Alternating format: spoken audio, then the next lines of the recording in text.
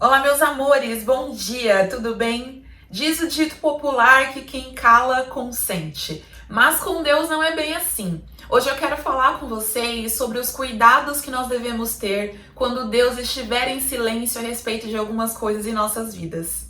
Antes de entrar no assunto de hoje, eu quero pedir que se você gostar do vídeo, deixa seu like, compartilha, comenta, que isso ajuda muito a mim que estou começando aqui no YouTube. Primeiramente, eu quero esclarecer que não me refiro a um silêncio absoluto de Deus, porque nós sabemos que Deus se comunica constantemente pelas Escrituras e também pelo seu Espírito Santo, que vive dentro daqueles que receberam a Cristo. Para ser mais clara, eu me refiro ao silêncio de Deus após ter nos dado uma ordem.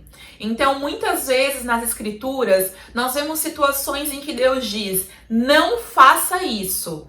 E aí depois ele não fala mais nada. E aí a pessoa vai caminhando, tal, vai vivendo, e de repente aquela situação se apresenta para ela novamente. E ela não lembra aquilo que Deus disse. E aí ela repensa, fala, bom, veja bem, Deus não tá falando nada agora, não é mesmo? Então não tem problema se eu seguir. Um exemplo emblemático disso está em Adão e Eva. Deus deu a ordem para que eles não comessem do fruto da árvore do conhecimento do bem e do mal.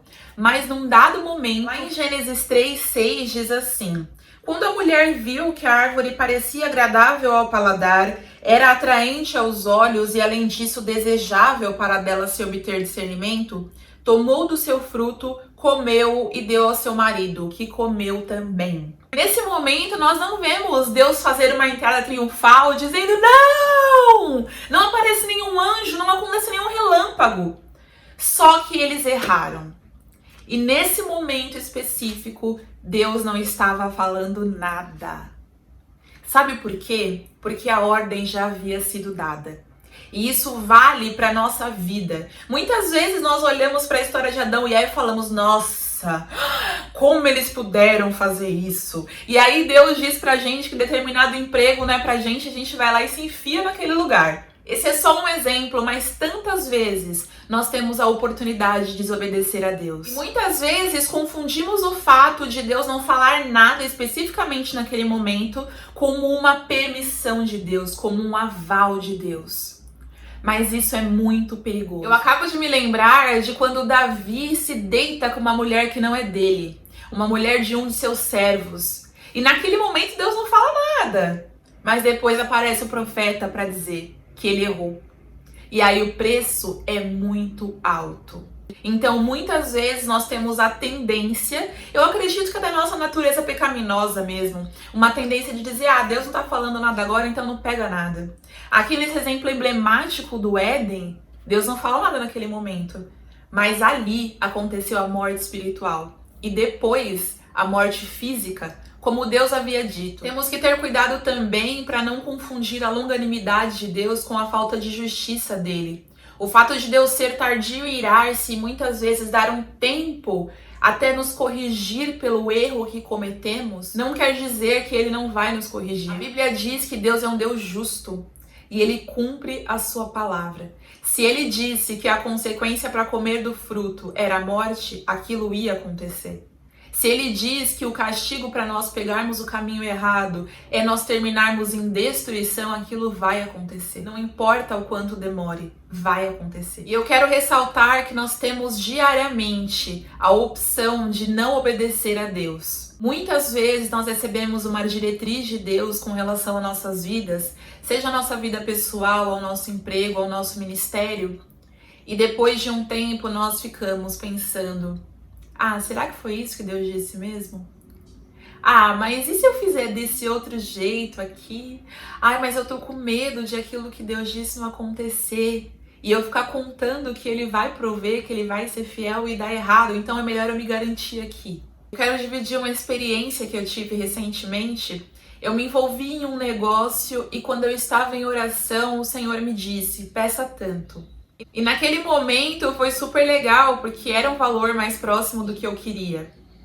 Mas depois veio a dúvida, veio o medo. Eu fiquei pensando, mas e se não me derem tanto, né? E se o meu negócio ficar parado aqui? Mas eu permaneci, eu venci o meu medo e eu obedeci. E no final das contas, me ofereceram o tanto que Deus disse. E ainda bem, porque eu tive que custear algumas outras coisas que diminuíram esse valor. Então, se eu tivesse aceitado um valor menor, eu ia sair no prejuízo. E esse é só um exemplo, mas tantas coisas podem acontecer. E quando nós somos sensíveis à voz de Deus, quando nós decidimos obedecer, mesmo sentindo medo, mesmo na insegurança, nós vamos colher o fruto daquilo que Deus disse. E mais ainda, nós evitamos o prejuízo. Sobre isso eu quero ler para vocês lá em Provérbios 14, versículo 12. Diz assim: há caminho que parece certo ao homem, mas no final conduz à morte.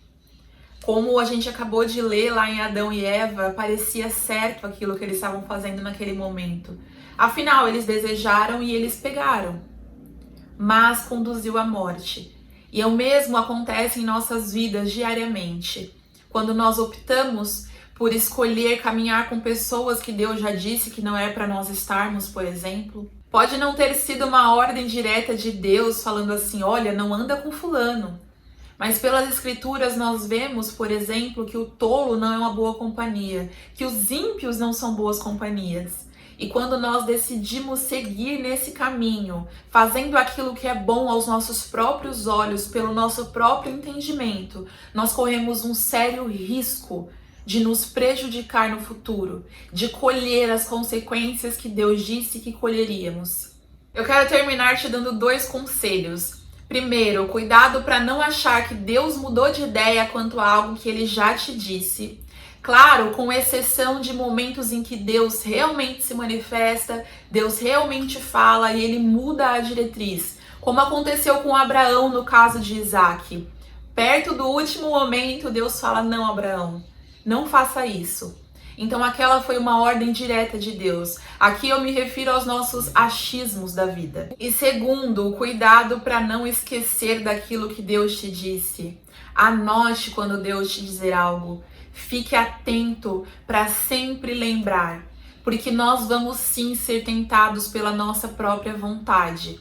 Mas o Espírito Santo, pela graça de Deus, nos capacita a obedecer ao Senhor e a colher os frutos maravilhosos da obediência. Era isso que eu queria deixar para vocês hoje. Eu espero que lhes acrescente. Um beijo e até a próxima.